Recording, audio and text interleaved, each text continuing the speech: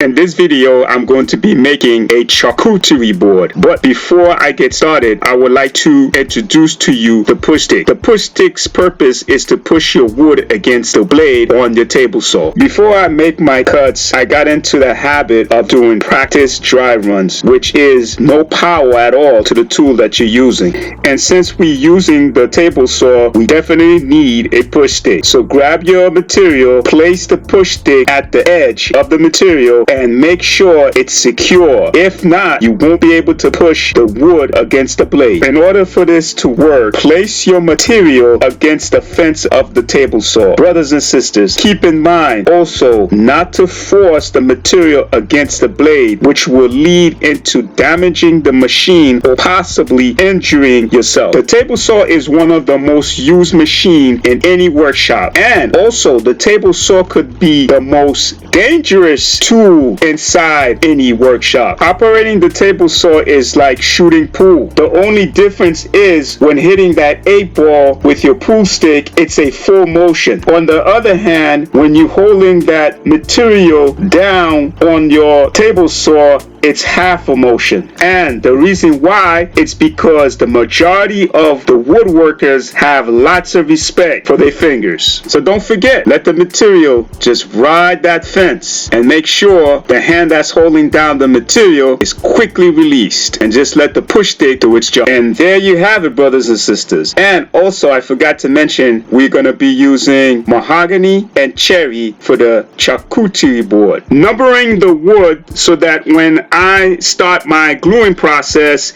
it makes it a whole lot easier to keep them in order. Now we're going to start the gluing process. So number one, take out your cutting board jig. Now if you don't have access to a cutting board jig, you can always use your pipe clamps, and make sure you put them underneath the boards, not on top. And also, brothers and sisters, make sure you shuffle your boards before applying the glue.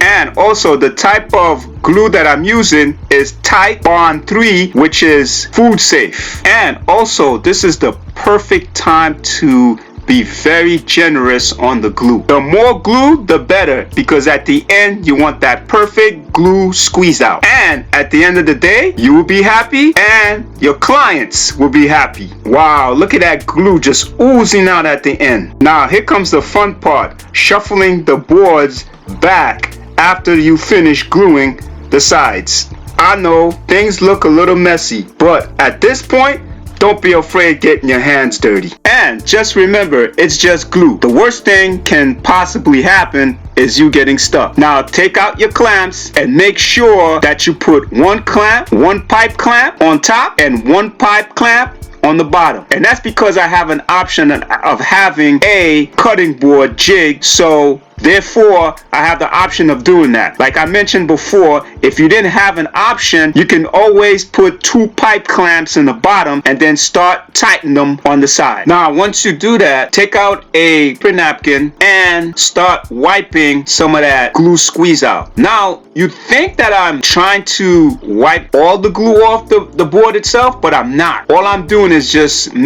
saturating that glue all over the place so that I'll get a even tighter bond at the end. Now, when I first started woodworking, I didn't know some of these tricks that I'm demonstrating to you right now. Right now, what I'm doing is I'm using a caul. A caul's purpose is to actually make the ends, the very ends of that board, very nice and tight and secure, so you don't have them overlapping each other. So in the beginning, my boards always looked jinky, and that's because I didn't put a caul at the end of both sides. You got to do for both sides, the top and the bottom. So I didn't know about that, but now I do, and I'm going to show you how it secures a nice tight bond, and it helps the boards from not overlapping each other.